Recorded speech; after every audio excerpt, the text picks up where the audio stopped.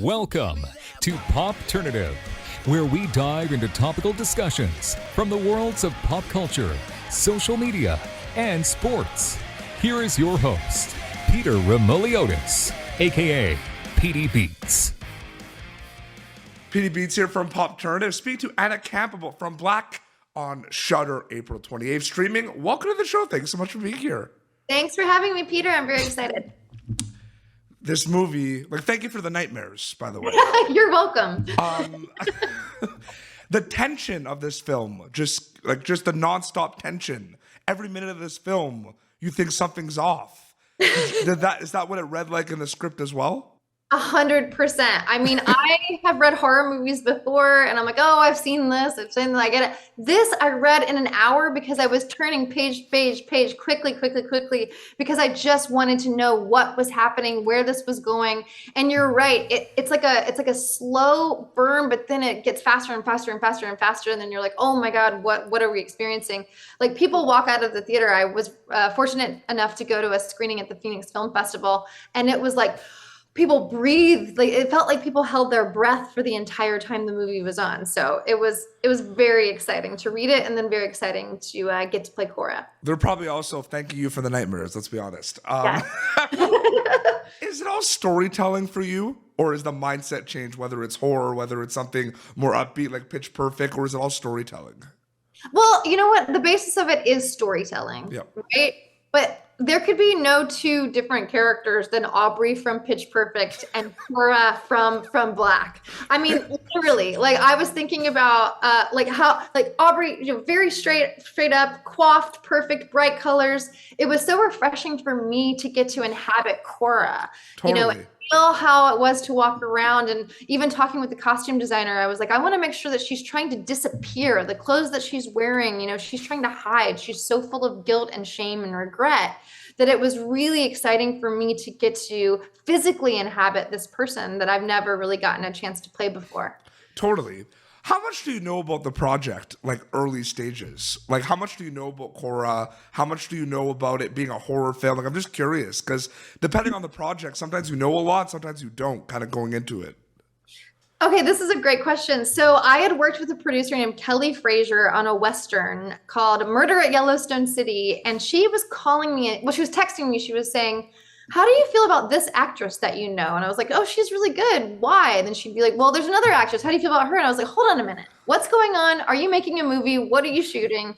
And she said, yes, I'm looking for an actress who can play a mother who basically goes through hell and back through the course of shooting this film. And I said, send me the script now. So she sent me the script. I read it in an hour, like I said, and I got on the phone immediately and I said, I have to play this. What can I do? I need to play this.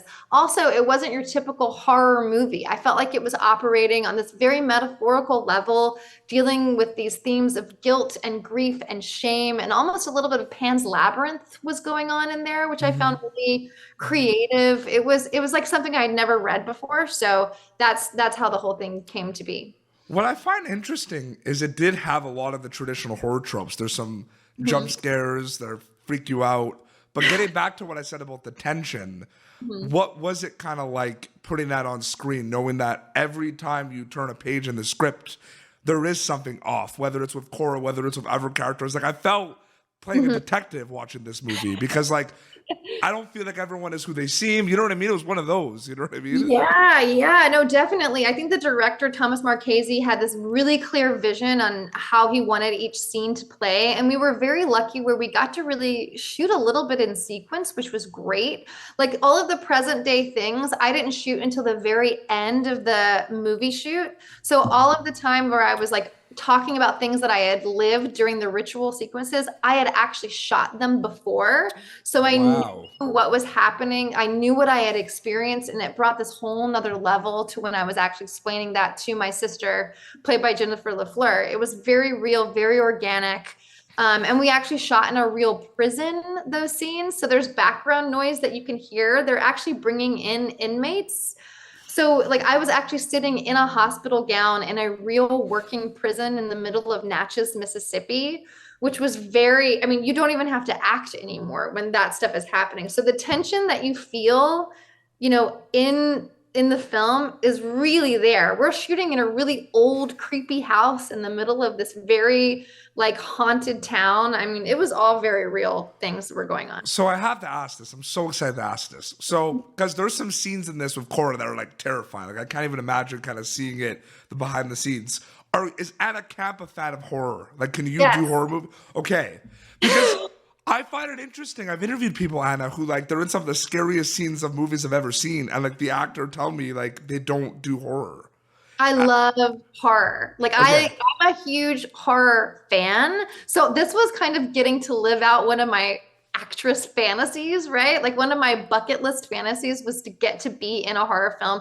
I had kind of dabbled in horror when I did True Blood years ago, but it was nothing like this. So I got to do all of the slow walking down the hallway, running, screaming, fighting off. I mean, it was like an actor's dream of mine to get to do. So I was really excited, but I did lose sleep a lot because I started to like hear noises in my little tiny like old house that I was staying in. Well, you get so invested into this character, it's gonna feel like just mind games, right? Absolutely. It started to drive me a little bit like I'm turning into a crazy person.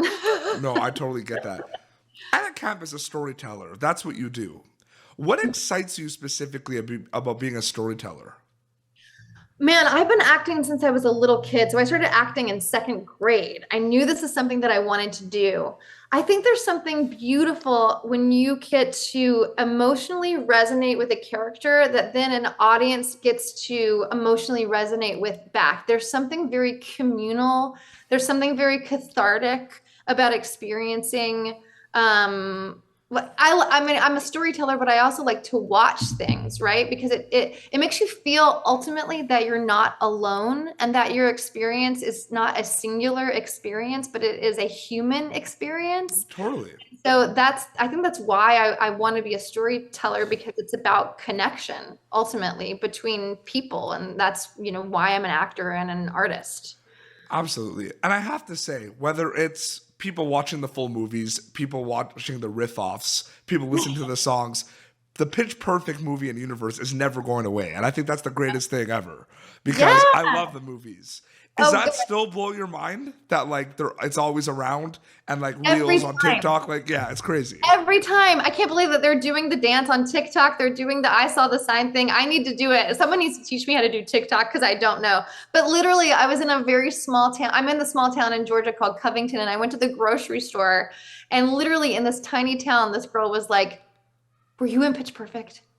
Were you the one that threw up in Pitch Perfect?" And I was like, yeah, it definitely reached a lot more people than we ever could have imagined and ever dreamed of. And it's incredible thinking that those characters will live on in cinema. I'm so grateful that I got to be. I'm going to be really honest with you. So I'm a big fan of all kinds of music. And like my dad grew up on classic rock. So we had Pat Benatar on sometimes. Yes. But I really started listening to that song more after Pitch Perfect. Like Hit Me With Your Best Shot. Hit me with your best shot. Like it's one of my favorite songs of all time. And I feel like Pitch Perfect might be like behind that, to be honest with you. Oh my God. Well, you're welcome. I was a huge fan of that song before I'd even gotten to sing it. And then when I found out I was going to get to sing it, I was over the moon happy. Yeah, because that's your moment, right? That's the time. Yeah, that's when Aubrey comes forward and she takes the stage. So I'm glad you like it. The riff-offs. I'll go and like watch the riff-offs because it's so good. It was so fun. It's so cool though to talk about that and to talk about From Black. Like that's really awesome.